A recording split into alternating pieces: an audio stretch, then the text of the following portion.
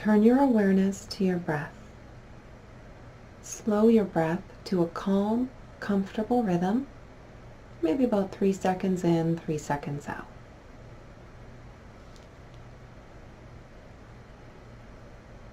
Remember, you can keep your eyes open.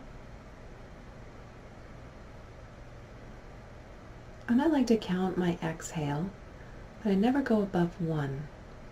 So that looks like this. 1.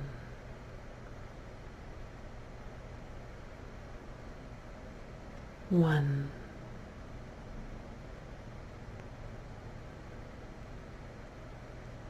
1. Now, of course, you can count in your mind. I'm counting aloud to demonstrate. Once you feel anchored in your breath, we're going to connect to Mother Earth. We're going to ground ourselves. So now I want you to visualize a cord of energy coming out the very tip of your tailbone, extending down, down deep into Mother Earth, into the very center of the planet. This cord connects you with the essence of Mother Earth. If you like, you can send gratitude and love through this connection. You certainly don't have to. I like to visualize this as a sphere of golden light collecting in my heart and then moving down my chakra centers, down out the tip of my tailbone and right into the center of Mother Earth, then diffusing out all throughout the planet.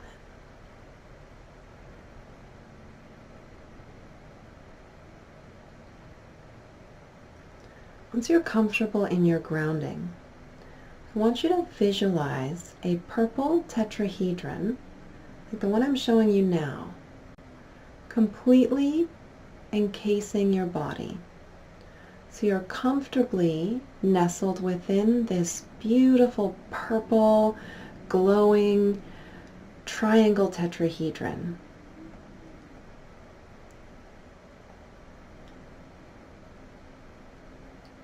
If you're familiar with sacred geometry, you may already know why we're using the tetrahedron.